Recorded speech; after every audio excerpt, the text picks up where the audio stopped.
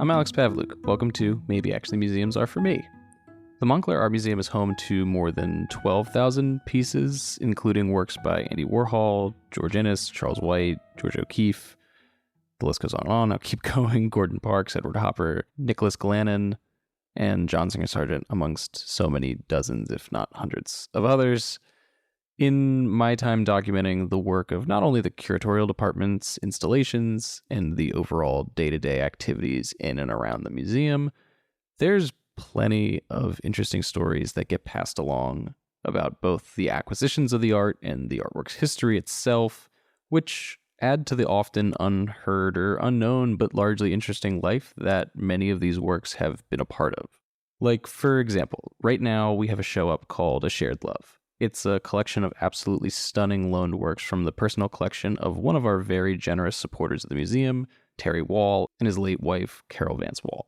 The collection features works by Mary Cassatt, Singer Sargent again, William Merritt Chase. I mean, it's a very incredible collection which hung not only in museums across the world, but also in their private home. During the filming of an exhibition video on the show, it's pretty much just like a micro documentary about the art on view and the friendship between Terry and his art dealer Robert Simon. When I sat down with them and the executive director of MAM, Ira Wagner, to discuss their time spent building this collection, many incredible stories came to light. It was really just fascinating to hear them kind of like break down like what went into certain acquisitions, what went into the actual displaying or showcasing of these works across the world, hunting down where John Singer Sargent painted things like the Church of St. Cy, which is currently on view here at MAM. It's really just something special, and they're stories that most people who come in and view the works don't ever get to really understand or comprehend. We talked about some of it in the video, but obviously there's much more nuance behind the scenes than what makes it into a 5-minute video that's on our YouTube. Anyway, when we think of some of the most famous artists and artworks, for many viewers, it's the controversy or mythos of their existence that drives interest.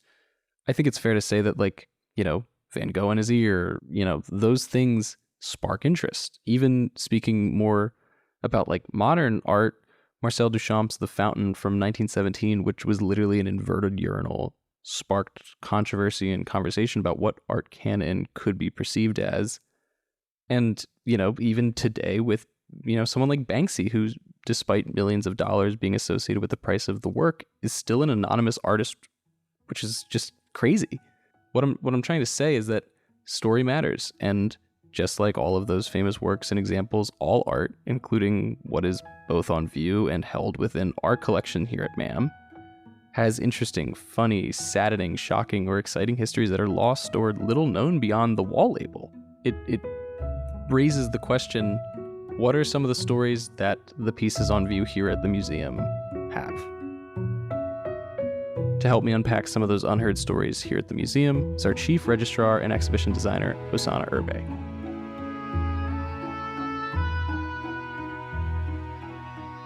So let's jump right into it. Hi, okay. Osanna.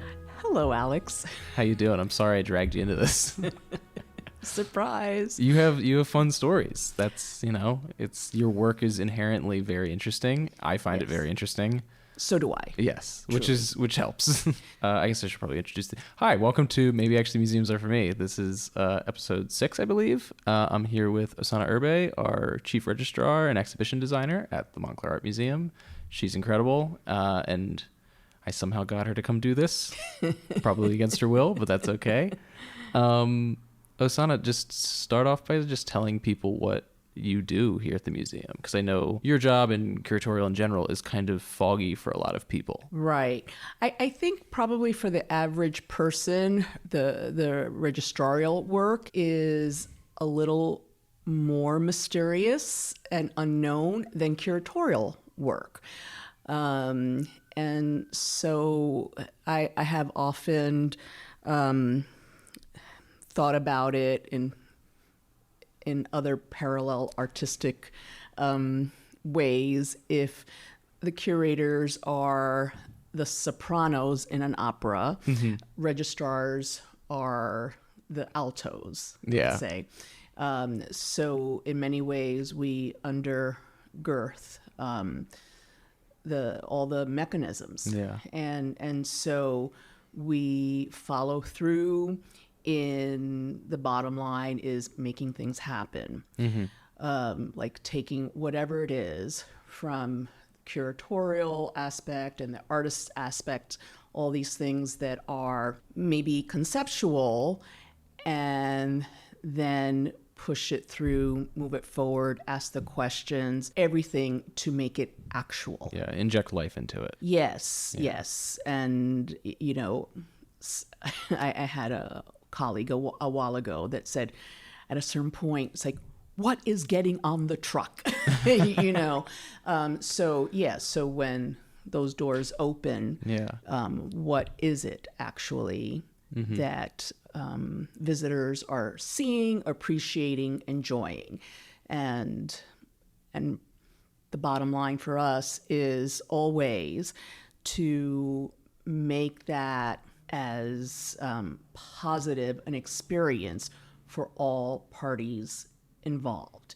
So always we're looking to protect and honor the artist's intention. Absolutely, yeah. Whether the artist is living or past. In the case of artists who have passed, we, to the best of our ability, try to honor and preserve that, keeping things intact.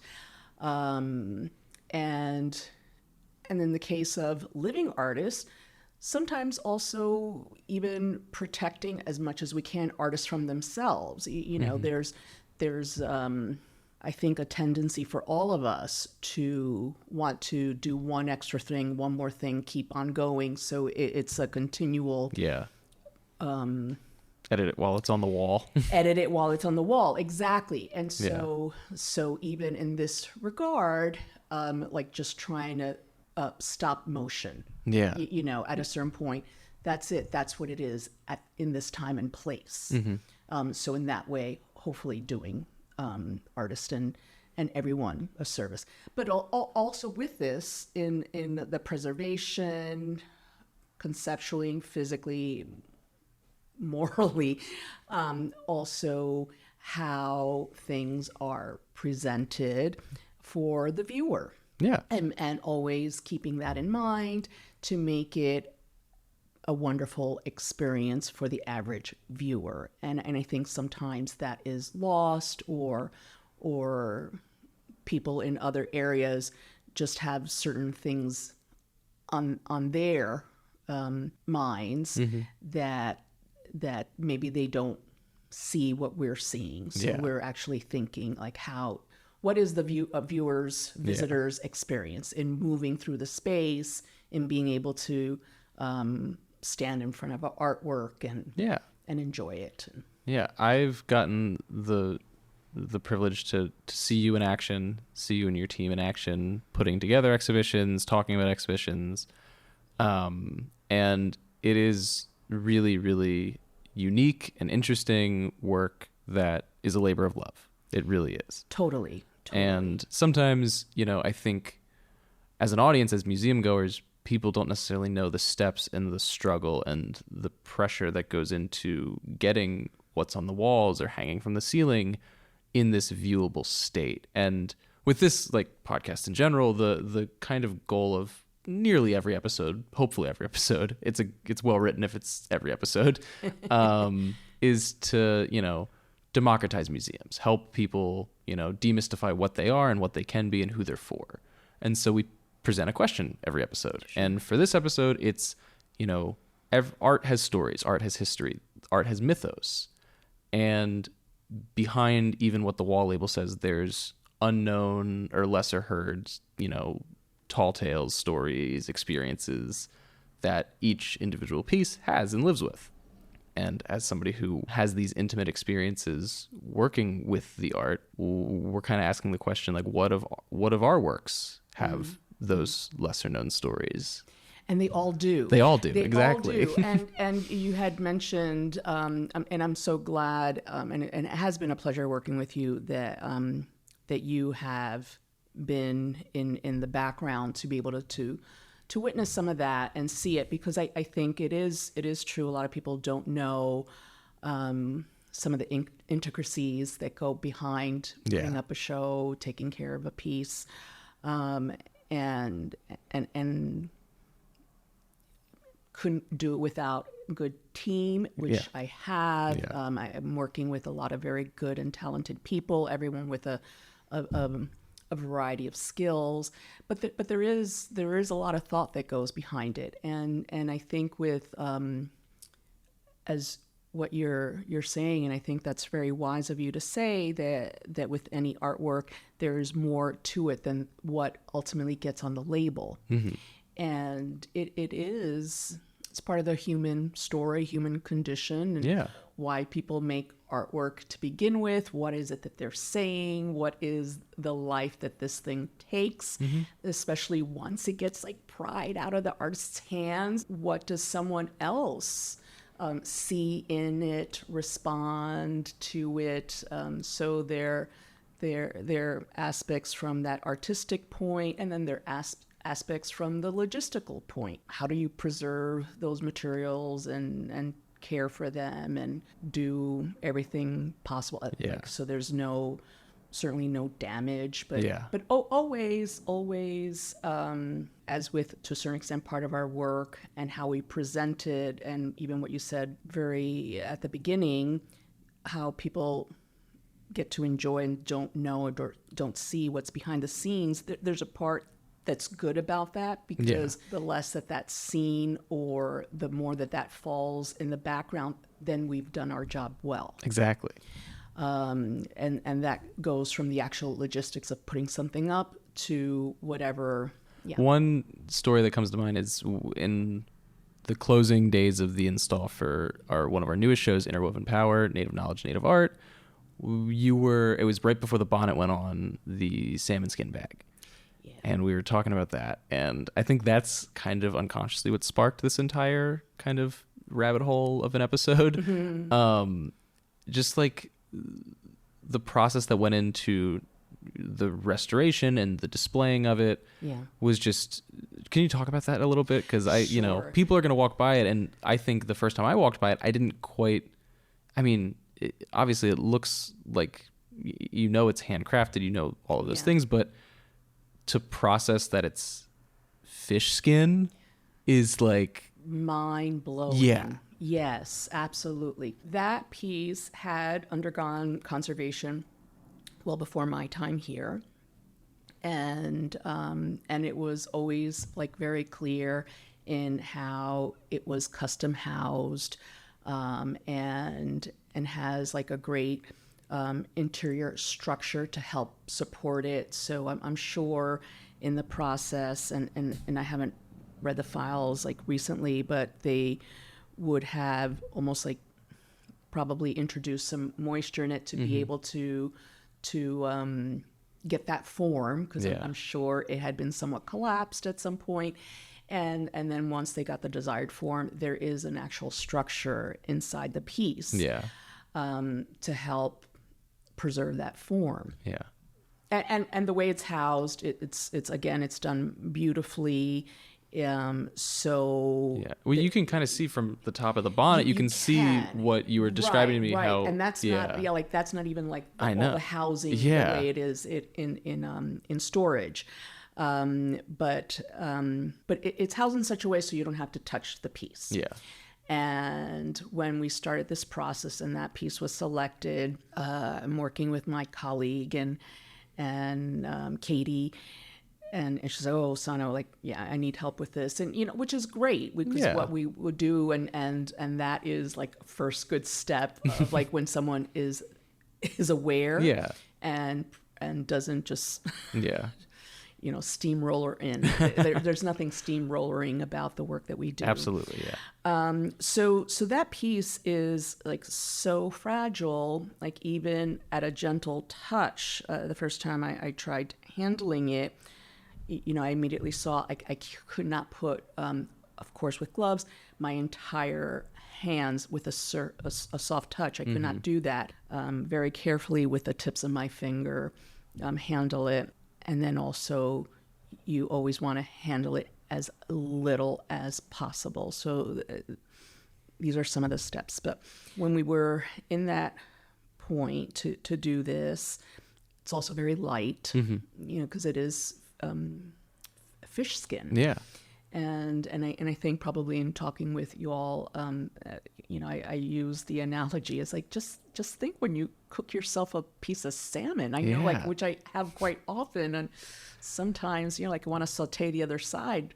I lose the skin right away more often than not. So this is what we're talking about. This bag is comprised of all this very delicate fish skin, which again, I can't even imagine the skill it took the artisans to make this bag. So anyhow, so there's this structure inside, and we have it in place. So we're thinking about two things, but the first thing that comes to mind as we're getting ready for it, and especially how it's being displayed, that the pedestal is slightly lower than what we might often have, and I think you would still see inside of it, even if it was like a little bit higher, but seeing inside this white structure to me was very glaring. Yeah. And so a lot of times, like in this regard, myself and or my team will be that first line of defense. And that becomes an issue, because if knowing what this is, knowing what's required, knowing that this structure inside is important, but if I am hung up by that, I know that is going to be glaring for the average visitor, and becomes a stopping point and prevent them from being able to see the piece and focus on so much else of it, to see it and read the text and all that. They will never get past that. Yeah. And that shouldn't be the story. No. And then that's not the story.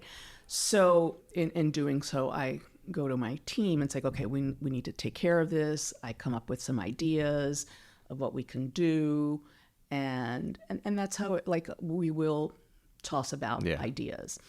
And one idea is like, well, maybe we cover this with some neutral, similar cloth, and then say, oh, that's not going to work because it's going to abrade and blah, blah, blah. So anyhow, in the end, we had another piece that fitted inside carefully, and one of my talented art handlers, I have two that are particularly good painters and colorists, and they said, well, what do you think if I just paint this? And it's like, yes, like model it. And just like very abstract, very subtle, and that's what was done. Yeah. But there's all this back and forth, and then I had issues with the edges. It's like, well, let's do the edges. So anyhow, like there were a few steps until what we finally have, and then I think it was when you and there were a few other people going through, went through, and I think the consensus was like, we did not even notice. Yeah. Had you not said anything, we would not notice. So for me, that was the best thing, because that was the point. Yeah. For that to be a non-issue. Yeah. May see something, but it's not going to register. But the bottom line is that this is no longer a stopgap. Yeah. They will look at the object. They would look at the label, the delicacy, try to figure out like, what, this is fish. Yeah. That's like, that's the thing that you point out and everyone takes a double take. Exactly. Exactly. With, I guess, kind of that in mind, dealing with something that's, I'd say, not nearly as like physically fragile, but like, I guess in the sense of nerves and installing, we have on display right now, which we've talked about in previous episodes, this show called A Shared Love, which is a range of works by John Singer Sargent, Mary Cassatt, William Eyre Chase. Right. They're all loaned works. They're all master works. Yes. What is that like? Like putting that up? I mean, I didn't see, like with Interwoven Power, I saw the installation process. Right. I came after everything was already on the wall. Right. Is there anything that like comes to mind when you think about that show? Yeah, there are a couple of things. There's so much work that goes on before. Yeah. Like, well, with any show, but with that, in preparation to make sure that that we are equipped for it properly, and that is very important. And so there's a lot of work with that, speaking to all the key parties to make sure that we're on the same page, that there's understanding, and that we're in shape. Yeah. And without going into the weeds about it. Yeah. Yes, because that I cannot do that, but that's the work there. And then beyond that, once that is all in shape and set and we're good to go, the actual handling is the same as the handling for any and all other 2D works. Yeah. So, and this is like also a thing that our team has joked about, especially, when we've had certain installations that have whatever challenging or challenges that are 3-dimensional and physically complicated and unusual or first time. Every so after that, almost like as a palate cleanser, it's like, can't we just have a 2D work?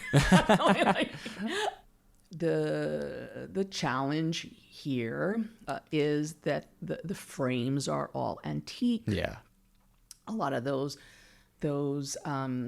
works are heavy. The frames are heavy, so there's a little more heft than some other works.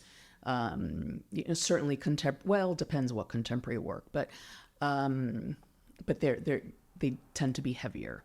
Thinking of a shared love, I got to meet with Terry a few times in the filming process, and a lot of the conversation revolved around these stories and tales that will never make it to a wall label because it's his personal relationship with the works. They hung in his home, for context, and I think I mentioned this in the cold open, but Terry is a very generous donor.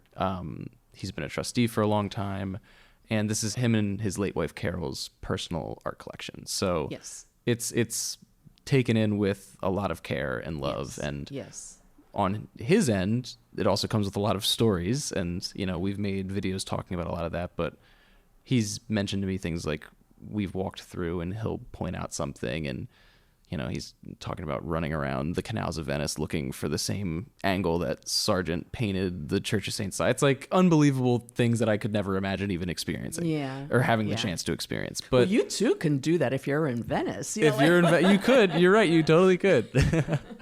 But, I think about all of the other incredible works that are all around the gallery. I think those stand out just because of the name recognition, but there's so many other incredible works with incredible histories. And I wonder, is there one that has a unique story, or one that when you were installing it, maybe there was something on the frame, of it's, I know Melissa, she talks about seeing the Charles White work in MoMA before she worked here. And I wonder, some of those kind of experiences that you've had with works where they're coming back, they're going away, they're living these fun lives. What's... Yeah. Well, I mean that Charles White work, that was a good one actually, and I do have a personal connection to that. I never really cared for the original frame of that work, and how it was. It didn't do anything for the work. Yeah, and for context, this piece is War Worker. It's by Charles White. It hung most recently in our recently closed show, Century, 100 Years of Black Art at MAM. Yes. So that's, for context, what we're talking about. But and it's a great work. It really is. So when that work was requested, and I knew it was MoMA, that was one of the requirements that I requested, because I actually knew, I'm sure he retired by now, but the framer at MoMA. Okay. And extremely talented person. And in fact, our family's actually intertwined in the back, and it was like, well, I can't believe it. So it's one of these weird, that's a whole other story. But when that request came up, that was a condition of mine. It's like, yes, but, I want, his name, Peter Perez, to frame the work, and I think that like they did want to have everything framed and have a general cohesive look. So the folks at MoMA, starting with Peter, being even more fastidious, so, like they were going to take charge of the works, and now I really don't recall what their museum was, and it's like, oh yes, we're going to do it here, and so they did, and we went out there, and of course, Gail and I went out when they were going through the process, and it was really great because one of the things is that this work is a painting on a panel, and the way it was originally framed, there was like maybe about a 1/4 inch or so lip that covered part of the panel, and sometimes that's all right, in some cases, but sometimes not. Like and in doing so, sometimes you're editing the work. Yeah. So for me, my general preference is like I want to see it all, and so that was something that we did with this work, and it got framed in such a way so you do see it all now. And I think in opening up, it just added a lot of air to the piece. It was no longer as squashed. It was enhanced, and similar to what we were talking at the beginning of this podcast. I mean, the frame is beautiful, there's no question, but ultimately, when you're doing this sort of work and framing a piece, that should recede, and that should be something you notice on the periphery. Second to the piece. At least. Yeah. Like it should be that you're drawn to the piece and you're like looking at the piece, and enamored by the piece, and then oh wow, yeah, it's everything, the whole package is so great, so handsome. While and I think for me that was the hang up even before, because however it was framed before, it did the opposite. And so a lot of times I could not look at the piece because the periphery was like jarring to my aesthetic senses. And it was editing the piece, and it was choking the piece. It did not allow it to breathe. So that's wonderful that Melissa had this experience, and again, stuff like that. It brings me great joy that she had that experience, and that it touched her, and that she found herself here at MAM, and to be excited. It's like, oh, that's in our collection, and she should be proud, because we should be proud. Oh, absolutely. Yeah. What was the biggest pain to install? When? Listen, take the question how you will. In the last 3 years.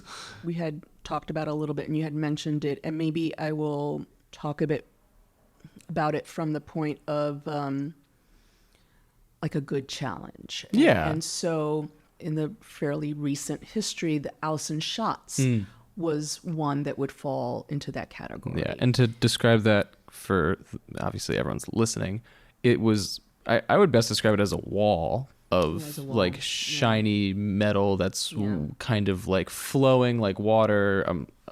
Osanna has a photo of it, so I'm looking at it right now. But it's almost like chainmail-esque, and it's very water-like, and it's hanging and draping. So that was good. Yeah. So it was exactly that, and the work, Allison Schatz, the artist, and we did get to work with her a bit, and one of her assistants, who was great, Hazel. And I'm trying to think how many, it might have been like 12, roughly 12 individual sheets of aluminum chainmail. Okay. Oh, right? So I was right. Good guess. Yeah, no, for sure. Which are handmade. Yeah. I can't even imagine. So labor intensive. And all these sheets have very specific points on them. And those points have a very intricate numbering system. Yeah. So to hang it, there is a map, almost like a constellation map, that you lay it on the floor, and they have corresponding numbers that somehow correspond to some of these little points on these sheets. And you use a laser to shoot up into the ceiling. Oh my God. Oh my God. And this showed at other museums, correct? Like there was a roadmap there. You know what? Yes. We weren't the first to do this. We weren't just. We were not the first, but I think. Let's say we weren't just like charting a course on no unexplored waters. But we may have been. It might have been only the second time that it was shown. Yeah. And this was a loan from PAFA, and it's in their collection. And my colleague, my counterpart there, didn't have a lot of information to share, like firsthand experience, because then they had been going through some staff changes, and she wasn't necessarily there.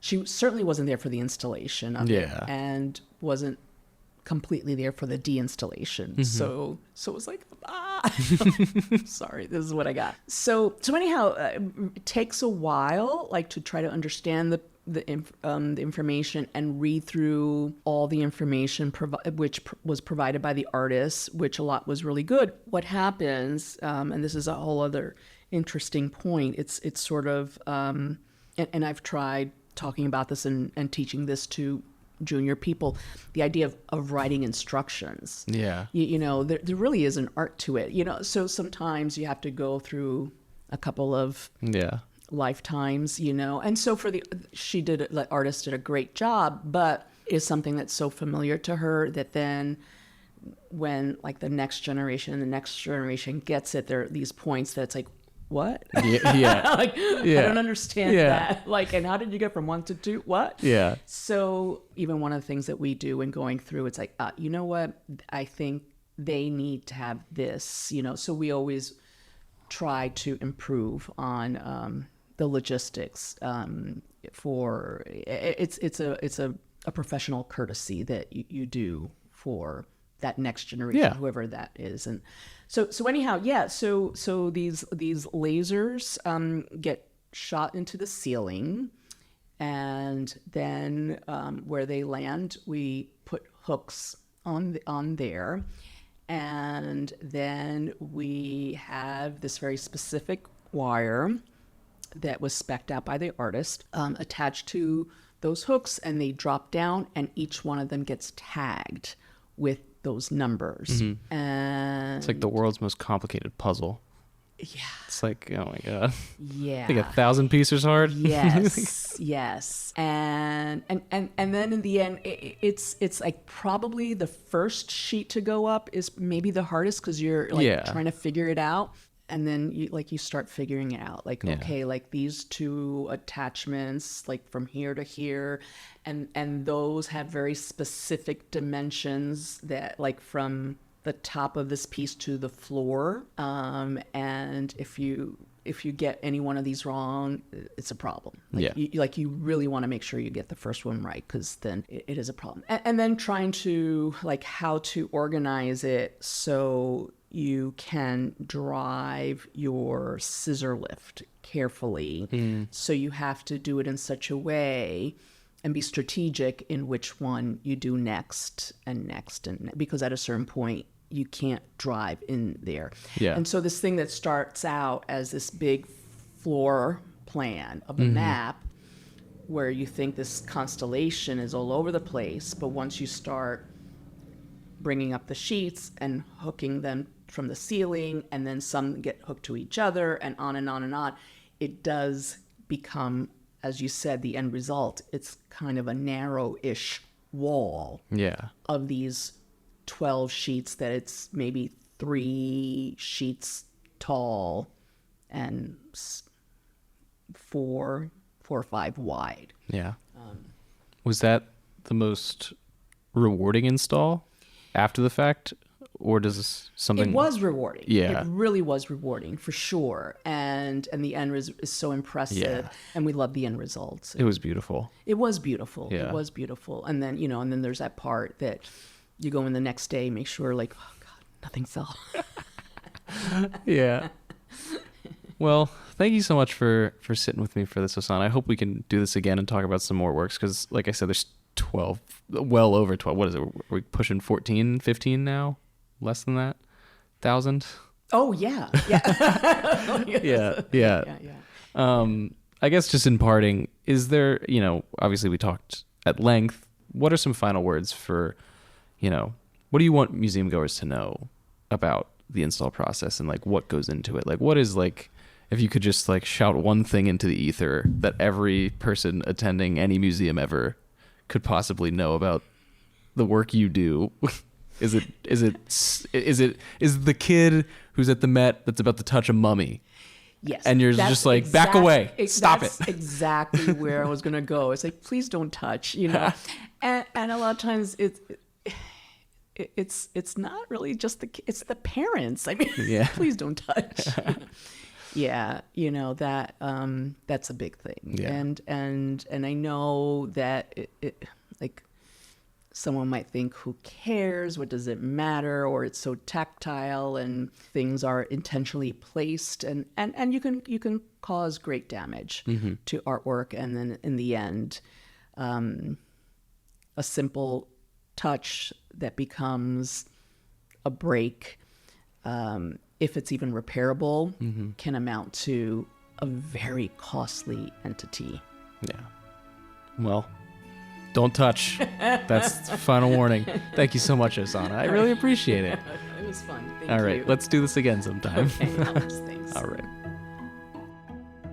And that was our interview with Osanna Urbay, Chief Registrar and Exhibition Designer of the Montclair Art Museum. Just want to say thank you so much for sticking around and maintaining tuned in with us week to week. This is still a relatively young podcast, so all of the support that we can have is immensely appreciated. We love the work that we're doing, and we are so thrilled to be able to tell these stories, whether it's with artists like Eric Paul Riege in our past episode, or episodes like this with museum staffers who are passionate about what they do, telling the stories of not only this museum, but what museums can be and are for everybody, no matter what your interest level is super important and refreshing.